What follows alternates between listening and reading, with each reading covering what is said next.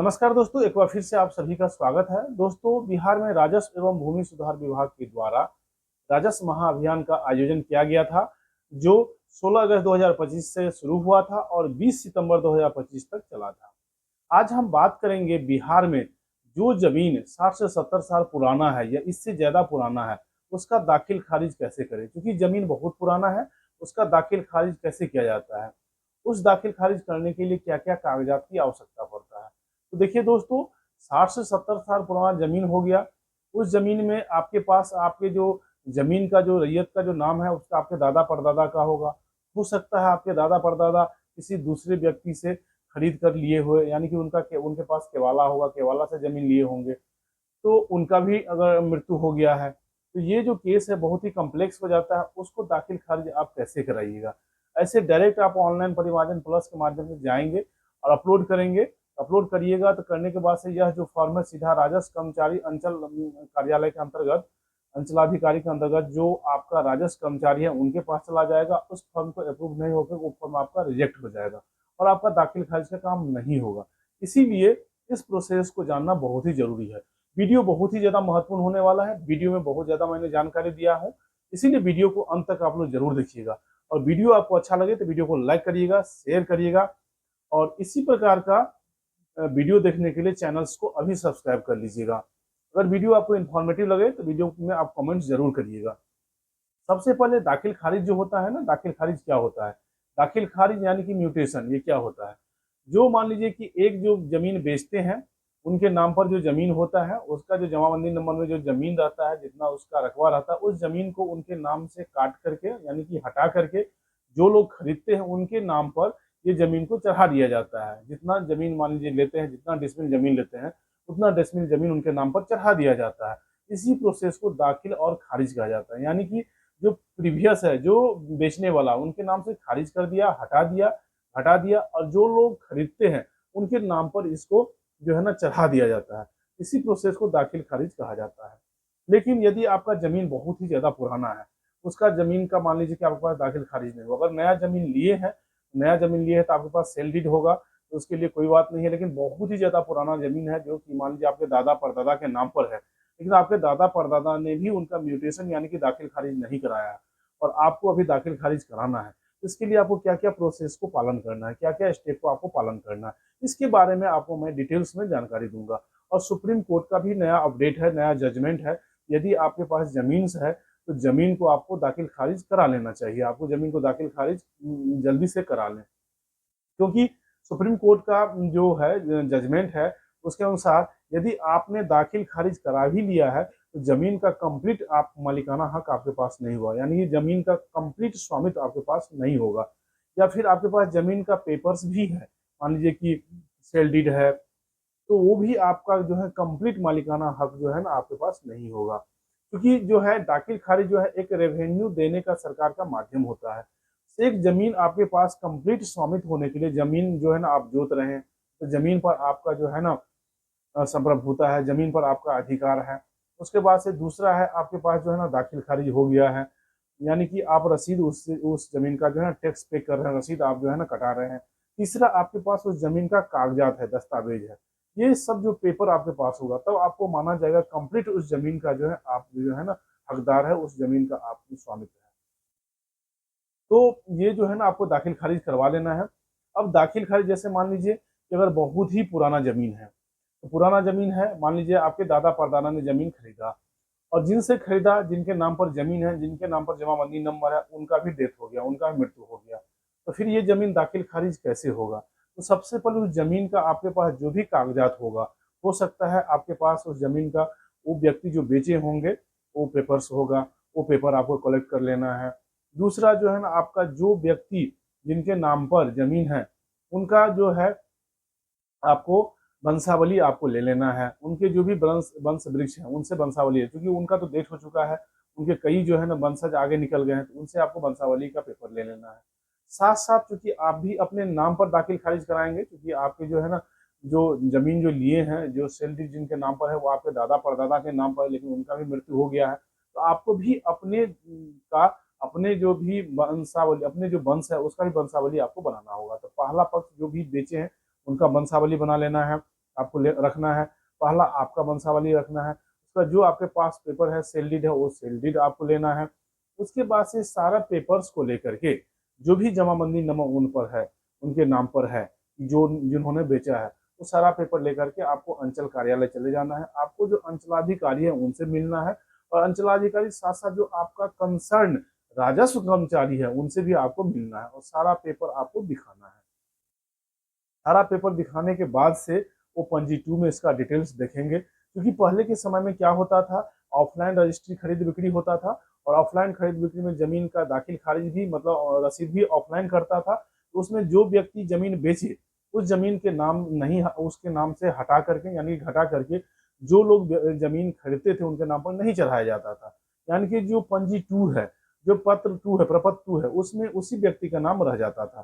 तो गवर्नमेंट का जो रिकॉर्ड्स है उसमें उसी व्यक्ति का नाम रहता था। तो यह जो है दाखिल खारिज का प्रोसेस नहीं होता था, और जमीन का जो है ना जोत कोई और रहा है लेकिन जमीन किसी और के नाम से है।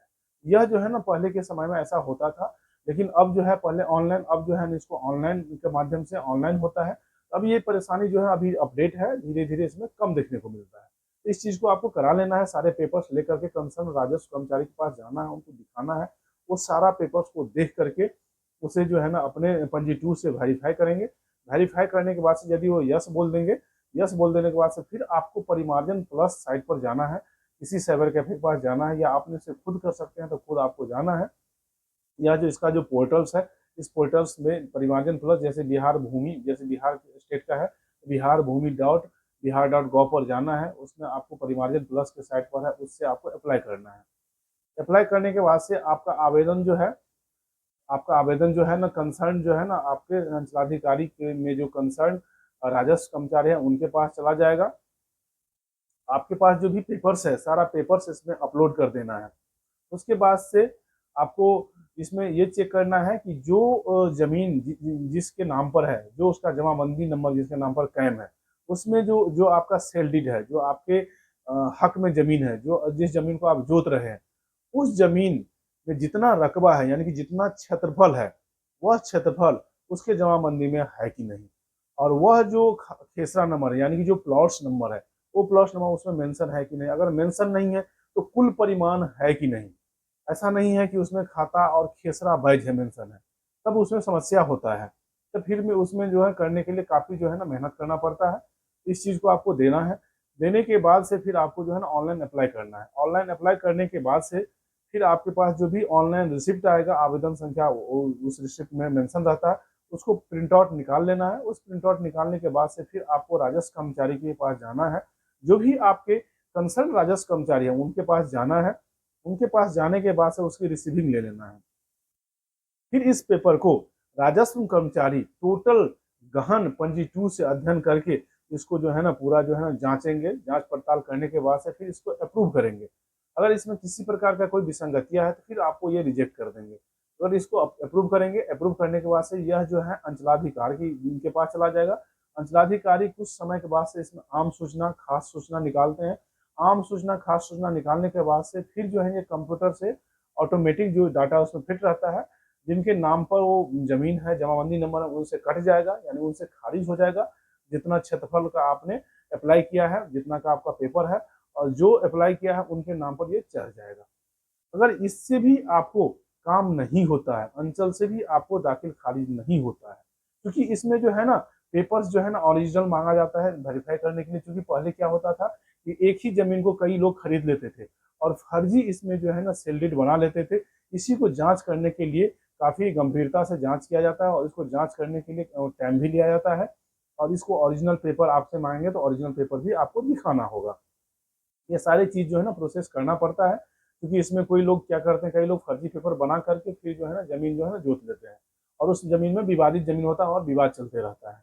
तो इस चीज को जो है ना काफी आपको ध्यान में रखना है। फिर अगर मान लीजिए आपको अंचल से भी अगर काम नहीं होता है, आपका काम नहीं बनता है, फिर आपको जो है ना डिस्ट्रिक्ट में जाना पड़ेगा। और डिस्ट्रिक्ट में अगर मान लीजिए सीओ ऑफिस या मान लीजिए राजस्व कर्मचारी से अगर ये काम नहीं होता है, वहां से आपका रिजेक्ट हो जाता है, फिर आपको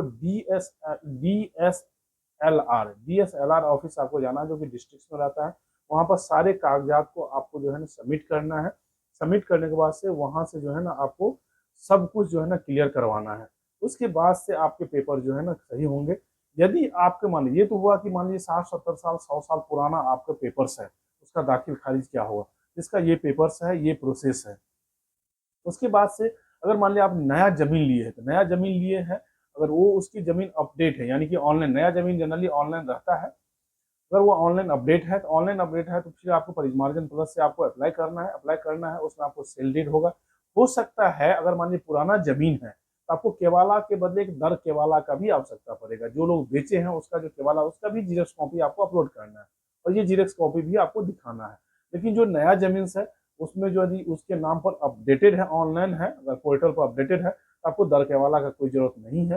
सीधा जो लोग बेचे हैं तो वो जो सेल डीड आपको दिए हैं उसको स्कैन करके आपको अप्लाई करना है। अप्लाई करने के बाद से तो आपके नाम पर जो है ना वो दाखिल हो जाएगा। लेकिन पुराना जमीन है तो उसमें दर केवाला का भी आवश्यकता पड़ेगा। तो इस चीज़ों को आपको ध्यान में रखना है। जमीन खरीदते समय जो है ना ये काफ़ी ध्यान रखा जाता है, नहीं तो आपको जो है ना मतलब बाद में पछतावा होगा, इसीलिए इस चीज़ को आपको ध्यान में रखना है। जाते जाते हम आपको एक सजेशन देंगे, यदि आप जमीन खरीद और बिक्री कर रहे हैं तो आपको किन बात को ध्यान में रखना है। सबसे पहले आप जो प्लॉट खरीदने जा रहे हैं, उस प्लॉट को जो बेचेंगे उसके नाम से जो जमाबंदी नंबर है, उस जमाबंदी नंबर में जितना वो रकबा है, जितना क्षेत्रफल जमीन का, उतना मेंशन उसमें है कि नहीं, उनको देखना है। साथ साथ जो लोग जमीन बेच रहे हैं, जो रैयत जमीन बेच रहे हैं, उनके नाम पर जमाबंदी है कि नहीं, ये भी आपको देखना है। तीसरा पॉइंट आपको देखना है उसके पास जो पेपर्स है, जो दस्तावेज है, वो किस तरह का है, केवाला है या खतियानी जमीन है, वो पेपर्स उसके पास है कि नहीं। चौथा प्रूफ आपको देखना है, वो जो जमीन बेच रहे हैं वो राजस्व का जो भी टैक्स है, भूमि का जो भी टैक्स है, यानी कि जो रसीद है वो रसीद कटा रहे कि नहीं, यानी कि चालान कब तक उन्होंने कटाया है। ये जमीन यदि ऑनलाइन अपडेट होगा तो ऑनलाइन भी आप उसको जमाबंदी नंबर से चेक कर सकते हैं। उसके बाद से आपको जो है ना, अगर इसमें भी आपको परेशानी होता है तो आपको राजस्व कर्मचारी के पास जाना है, या जो जमीन है मतलब इनका जो है ना टैक्सेबल जमीन है, या मतलब गवर्नमेंट है, या किसी प्रकार का विवादित जमीन है, वहां से जो है ना उनके पास, राजस्व कर्मचारी के पास जो भी विवादित जमीन होता है या गवर्नमेंट लैंड होता है उसका लिस्ट होता है, वहां से आपको पता चल जाएगा। इससे आपको क्लियर हो जाएगा कि ये जमीन जो है ना हमको लेने लायक है या लेने लायक नहीं। उसके बाद से उसका खाता नंबर, खेसरा नंबर, पुराना और नया, अपने जो भी जमीन है, जो भी अमीन है, लोकल अमीन है, उनसे प्लॉट पर वेरीफाई कराकर प्रॉपर जा करके उनको चेक करवा लेना है और उसके बाद से उन्होंने लिखवा लेना है। साथ साथ उस जमीन का जो हद्दी किया है इसको भी आपको जानना जरूरी है।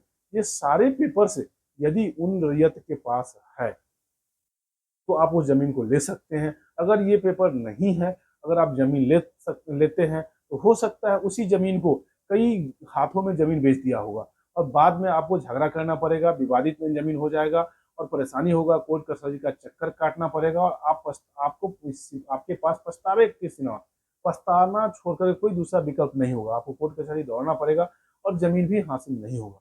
तो मैं आशा करता हूँ कि वीडियो आपको अच्छा लगा होगा, और वीडियो आपको अच्छा लगा होगा तो वीडियो को लाइक करिएगा, ज़्यादा से ज़्यादा शेयर करिएगा, ताकि यह इंपॉर्टेंट वीडियो सभी रैयतों तक, जो लोग भी जमीन लेते हैं, खरीदते हैं, क्योंकि मैक्सिमम लोग ऐसा है जमीन जो है ना किसी न किसी रूम से प्रॉपर्टी जमीन का जो खरीद बिक्री करते हैं, ये सभी को यह जो है जानना, यह जो नॉलेज है जानना जरूरी है। इसके लेकर के सुप्रीम कोर्ट ने सभी को लिए आगाह किया है कि जो लोग भी जमाबंदी नंबर जिनके नाम पर कायम नहीं है, जो लोग दाखिल खारिज नहीं कराए हैं, जल्दी से दाखिल खारिज करा दे, साथ साथ जमीन का पेपर से अपने पास रख लें और जमीन पर अपना स्वामित्व भी रखें। यही इसका जो है ना सबसे बेस्ट जो है ना उदाहरण है। मैं आशा करता हूँ ये वीडियो आपको अच्छा लगा होगा। अगर वीडियो अच्छा लगा हो तो वीडियो को लाइक करिएगा, ज़्यादा से ज़्यादा शेयर करिएगा। अगर हमारे चैनल पर आप पहली बार विजिट कर रहे हैं तो चैनल को अभी सब्सक्राइब कर लीजिएगा, ताकि जब जब ओम सर इंपॉर्टेंट वीडियो अपलोड करें सबसे पहले आप लोगों तक नोटिफिकेशन पहुंच जाए। हमारे चैनल्स पर इसी प्रकार का वीडियो आपको मिलता रहता है। किसी प्रकार का कोई अपडेट्स आता है बिहार जमीन संबंधी, या बिहार में किसी प्रकार का कोई अपडेट्स आता है तो हम आप लोग को अपने चैनल्स के माध्यम से बताते हैं। या सिविल इंजीनियरिंग संबंधी किसी प्रकार का कुछ क्वेरी है, जैसे घर का कंस्ट्रक्शंस में टेक्निकल्स क्या पहलू होना चाहिए, तो सारे वीडियो हमारे चैनल्स पर आपको मिलेगा। कंप्लीटली एजुकेशनल पर्पज से है, इसीलिए आप लोग चैनल को सब्सक्राइब कर लीजिएगा। वीडियो को लास्ट तक देखने के लिए आप सभी को बहुत बहुत धन्यवाद।